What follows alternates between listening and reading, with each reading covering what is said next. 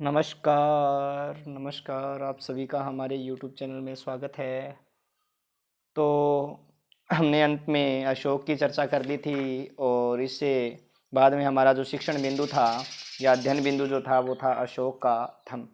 तो अशोक के धम्म की चर्चा करने से पहले मैं एक दो बातें और अशोक के निर्माण कार्य वगैरह की बता देता हूँ। एक तो मैंने आपको अशोक का कल कौन सा युद्ध बताया था? कलिंग युद्ध। ठीक है, कौन सा युद्ध बताया था? कलिंग युद्ध। मैंने कहा था कलिंग युद्ध के बाद अशोक का जो है, अशोक का हृदय परिवर्तित हो गया था। ठीक है, क्या बताया था? अशोक का हृदय परिवर्तित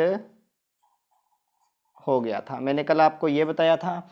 और अर्थात इसने जो है, एक लाइन ध्यान रखना कि इसने भेरी घोष के स्थान पर, किसके स्थान पर? भेरी घोष के स्थान पर। भेरी घोष का मतलब युद्ध, रण, रणघोष जो बोलते हो आप। युद्ध में जाने से पूर्व जिस वाद्य यंत्र का उच्चारण किया जाता है वो कौन सा? भेरी घोष।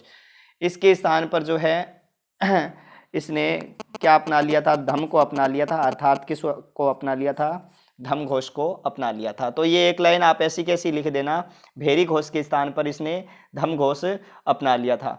ठीक है, अर्थात इसने कौन सा धर्म स्वीकार कर लिया था? तो मैंने आपको कल बता ही दिया था कौन सा धर्म स्वीकार किया। बौद्ध धर्म स्वीकार किया था। किसने? अशोक ने जो है बौद्ध धर्म स्वीकार किया था। और बौद्ध धर्म स्वीकार करने से पूर्व एक लाइन और आती है कि बौद्ध धर्म स्वीकार करने से पूर्व कलहण की राज तरंगिणी के अनुसार, किसकी? राज तरंगिणी। ठीक है, ये ग्रंथ 1 नंबर का आपसे पूछा जा सकता है किसका है। कलहण की राज तरंगिणी के अनुसार अशोक जो है वो किसका उपासक था? शिव का उपासक था। ठीक है, ये चीज भी आप ध्यान रखना कि कलहण की राज तरंगिणी के अनुसार अशोक जो है वो बौद्ध धर्म अपनाने से पूर्व किसका उपासक था?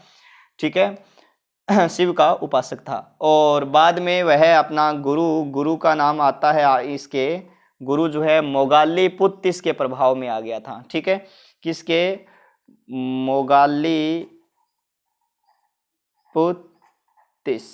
ठीक है, इसके प्रभाव में आ गया था। किसके प्रभाव में आ गया था? तो मोगाली पुत्तिस के प्रभाव में आ गया था। ठीक है, जो बिहार के आसपास जो बराबर की पहाड़ियां हैं, कि पहाड़ियां जो है कहाँ हैं? बिहार के आसपास है। ठीक है, कौन सी पहाड़ियां? बराबर की पहाड़ियां। इन पहाड़ियों में अशोक ने जो है आजीविकों के निवास हेतु, किन के निवास हेतु? आजीविकों के निवास हेतु 4 गुफाओं का निर्माण करवाया था। कितनी गुफाओं का? तो 4 गुफाओं का निर्माण करवाया था। किसने करवाया था 4 गुफाओं का निर्माण? तो अशोक ने जो है कितनी गुफाओं का निर्माण करवाया था? यहाँ पर 4 गुफाओं का निर्माण करवाया था। और जिसमें जो गुफाओं का नाम आता है, एक तो है सुदामा गुफा। कौन सी गुफा? सुदामा गुफा। एक आता है चोपड़ा गुफा, या फिर चापार भी नाम आता है इसका, चोपड़ा या चापार गुफा। और तीसरी जो है वो है विश्व झोंपड़ी। कौन सी? विश्व झोंपड़ी। और चौथी जो है वो कौन सी गुफा है? कर्ण गुफा है। ठीक है, कौन सी गुफा है? कर्ण गुफा। चारों जो है वो किसकी पहाड़ियों में निर्माण करवाई गई है? तो बराबर की पहाड़ियों में इन चारों गुफाओं का क्या करवाया गया है? निर्माण करवाया गया है। ठीक है, राज्याभिषेक के एक जो बात आती है वो यही आती है कि अशोक जो है अपने राज्याभिषेक के बौद्ध धर्म के प्रचार प्रसार हेतु राज्याभिषेक के 10वें वर्ष, कब? राज्याभिषेक के 10वें वर्ष तो ये गया था कहाँ? बोध गया। कहाँ गया था? बोध गया। और 20वें वर्ष जो है अशोक जो है वो किसकी यात्रा करता है? तो लुम्बिनी की यात्रा करता है। ठीक है, 10वें वर्ष तो बोध गया की और 20वें वर्ष किसकी यात्रा करता है? ये लुम्बिनी की यात्रा करता है। ठीक है, हाँ, धम्म यात्राएं हैं इसकी। ठीक है, लुम्बिनी जो वर्तमान में, ये लुम्बिनी जो बोध गया तो बिहार में और लुम्बिनी नेपाल में। ठीक है, कपिलवस्तु। तो यहाँ से नेपाल से या लुम्बिनी से एक अभिलेख प्राप्त हुआ है जिसका नाम है रुम्मिनदेई अभिलेख। कौन सा अभिलेख है? रुम्मिनदेई अभिलेख। ये जो रुम्मिनदेई अभिलेख है, इसे पता चलता है कि इसने वहां पर जो है भूमि कर की जो दर है, या भूमि कर को इसने घटाकर कितना कर दिया था? पहले कितना था? 1/6 था, और 1/6 से घटाकर इसने कितना कर दिया था? तो 1/8 कर दिया था। ठीक है, ये चीज ध्यान रखना आप, ये चीज आप ध्यान रखना। और ये अशोक के जो है जो लघु स्तंभलेख है या अशोक के जो लघु शिलालेख मिले हैं, उन लघु शिलालेखों में अशोक को बुद्ध शाक्य कहा गया है। लघु शिलालेखों में अशोक को क्या कहा गया है? बुद्ध शाक्य कहा गया है। अब अपना जो अध्ययन बिंदु था अशोक का धम्म, हम उस पर चलते हैं भी। अशोक का धम्म क्या है? तो इसकी परिभाषा चाहे आप 5वीं क्लास में पढ़ लेना, चाहे 10वीं में पढ़ लेना, चाहे 12वीं में पढ़ लेना, चाहे आप बीए में जो अगर इसकी परिभाषा पढ़ोगे तो बस सिर्फ एक ही आपको याद रखनी है, क्या? कि अशोक ने, किसने? अशोक ने अपनी प्रजा के, ठीक है, अशोक ने अपनी प्रजा के नैतिक व भौतिक उन्नति के लिए जिन आचार संहिताओं का प्रतिपादन किया, जिन आचार संहिताओं का प्रतिपादन किया। ये परिभाषा बहुत इंपॉर्टेंट है, ऐसी कैसी हमें सिखाई गई है, ऐसे ही मैं आपको बता रहा हूं। ठीक है, अशोक ने अपनी प्रजा के नैतिक व भौतिक उन्नति के लिए जिन आचार संहिताओं का प्रतिपादन किया, वही अशोक का क्या है? धम्म है। वही अशोक का क्या है? धम्म है। भी अशोक ने अपनी प्रजा के नैतिक व भौतिक उन्नति के लिए जिन आचार संहिताओं का प्रतिपादन किया, वही क्या है? अशोक का धम्म है। ठीक है, हमें भी यही बीए में यही परिभाषा बताई गई थी हमारे सर के द्वारा, मैं ये आपको यही बता रहा हूँ। ठीक है, अब अशोक का धम्म जो है वो क्या है, या फिर अशोक के अनुसार, किसके अनुसार? अशोक के अनुसार धम्म क्या है? ठीक है, वैसे परिभाषा तो मैंने आपको बताई दी है कि अशोक के अनुसार जो है वो धम्म क्या है, या उसके अनुसार पहली बात तो वो कह रहा है कि पाप कर्म से, किसे? पाप कर्म से निवर्ती, किससे निवर्ती?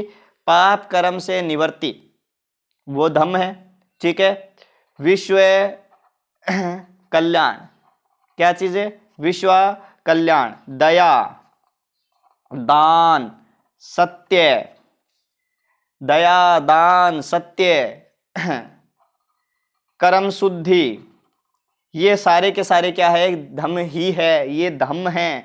पाप कर्म से जो है निवर्ती, विश्व कल्याण, दया, दान, सत्य, कर्म शुद्धि, ये सारे के सारे क्या हैं? धम्म हैं। ठीक है, हाँ, अशोक कहता है ना कि पाप कर्म से निवर्ती है, विश्व कल्याण है, दया, दान, सत्य, कर्म शुद्धि, ये सभी क्या हैं? धम्म हैं, या धम्म की परिभाषा में ही आते हैं। ठीक है, वे जो है ये इसी के साथ साथ और बता रहा है कि साधु स्वभाव होना, कैसा स्वभाव? साधु का स्वभाव। ठीक है, होना, कल्याणकारी कार्य करना, कैसे कार्य करना? कल्याणकारी कार्य करना, पाप रहित होना, कल्याणकारी कार्य करना, पाप रहित होना। ठीक है, दया रखना, क्या रखना? दया भाव रखना, दान करना, दान करना। ठीक है, क्या करना? दान करना, प्राणियों का